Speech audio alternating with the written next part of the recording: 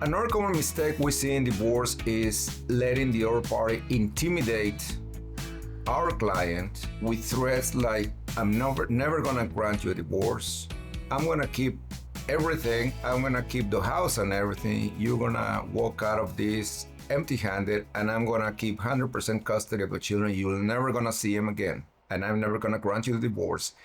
And the way the law works in Texas is it is not up to the other spouse to accept a divorce or not. You see, for a marriage to happen, you need two parties to agree to get married.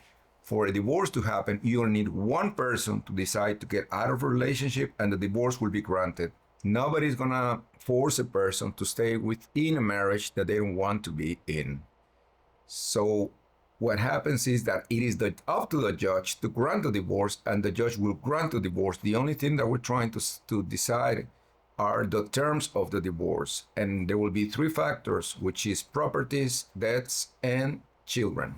Another situation that we see in contested divorces is when a party tries to hide their finances. There's a requirement that before a divorce is granted, both parties need to provide a sworn financial statement inventory of the things they own and the things they owe.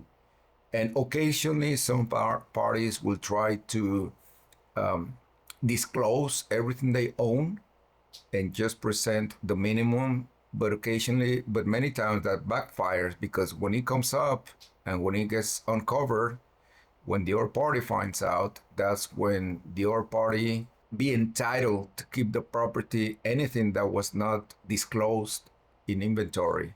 So that's why it's important to come to terms with the idea that everything will have to be disclosed. Just try to be fair and upfront and disclose everything you own. It is life. This is where we are. And let's try to decide who's going to keep what. And if not, we'll ask the judge to make a decision, to help us make a decision, to make a decision for us. Another common mistake that I've seen, or situations that we have faced, are rushing through a divorce, and especially at mediation. At mediation, sometimes people feel rushed, the parties feel rushed or pressured to come to an agreement, and that should not happen. The person always has the right to say, no, I do not agree with this requirement. I'd rather go to court. I do not agree with what the other party is asking me to concede at this time, so I'd rather go to court. And that is important because occasionally both parties or one of the parties feels pressure. And the important thing to remember is mediated settlement agreements have a lot of weight.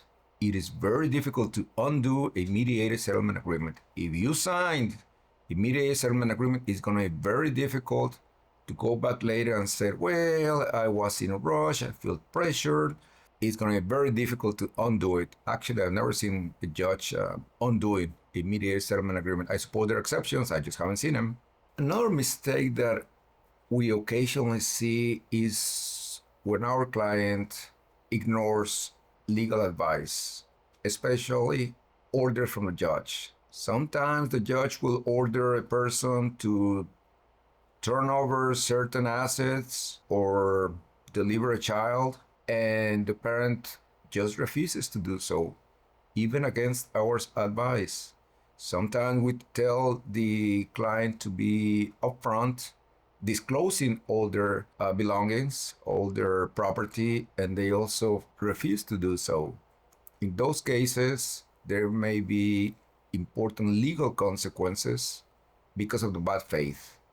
The judge may decide to impose fines or even jail to a party who's refusing to comply with judge's orders. If you want to avoid running into mistakes commonly made in divorce proceedings, call us at the law office of Mario Varela.